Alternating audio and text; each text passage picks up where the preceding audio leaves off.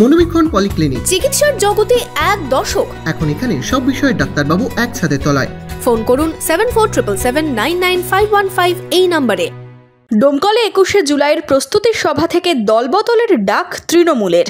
বুধবার ডোমকলের সভায় ছিলেন সাংসদ আবু তাহের খান, তৃণমূলের জেলা সভাপতি অপূর্ব সরকার, ডোমকলের বিধায়ক জাফিকুল ইসলাম।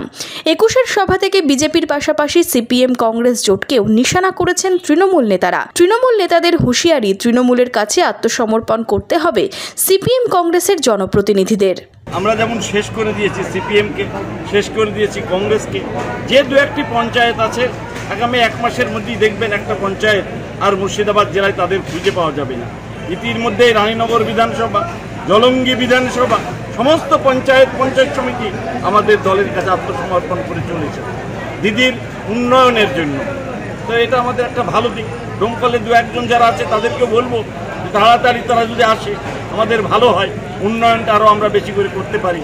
তাদের শুভবুদ্ধির উদয় হোক, তারা জোট ছেড়ে, জোট ভারতবর্ষে একটা জায়গায় নিশ্চয়ই কাজে লাগবে, কিন্তু বাংলায় এই অশুভ জোট ধ্বংস হয়ে গেছে, এদের কোনো কাজ নাই।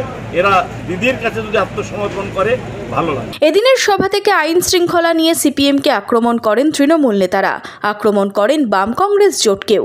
এখানকার এই ডোমকলের মানুষের কতজনের প্রাণ গেছে এই ডান দিকের এই বাড়িটা থেকে যা পরিচালনা হতো সেদিন ডোমকল, আর আজকের ডোমকল, এই ডোমকলের মানুষ আপনারা আছেন।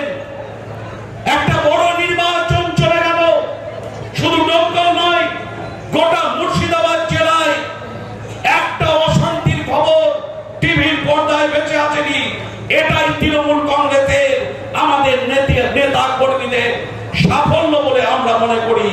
একজনেরও প্রাণ যায়নি, কোনো প্রাণের বিনিময়ে তৃণমূল কংগ্রেসের তিনজন সাংসদ নির্বাচিত হয়নি। মানুষের দোয়া, আশীর্বাদ আর ভালোবাসায় তিনজন সাংসদ নির্বাচিত হয়েছে। আর লালবাড়ির দাদারা, চাচারা সেলিম চাচাকে নিয়ে এসে ও বলবে খালুজি আপনাকে আমি 30,000-এ জেতাবো, কে বলবে রানীনগরে 60,000-এ হারবে, ডোমকলে 30,000 হারবে, জলঙ্গিতে 20,000-এ হারবে। এটা একটা মিথ্যা রটনা। সিপিএম পার্টিটা হচ্ছে শুধু মিথ্যা মিথ্যা মিথ্যা, আর কিছু না। আর কংগ্রেস তো দেয়া। Bureau report, imagine community media.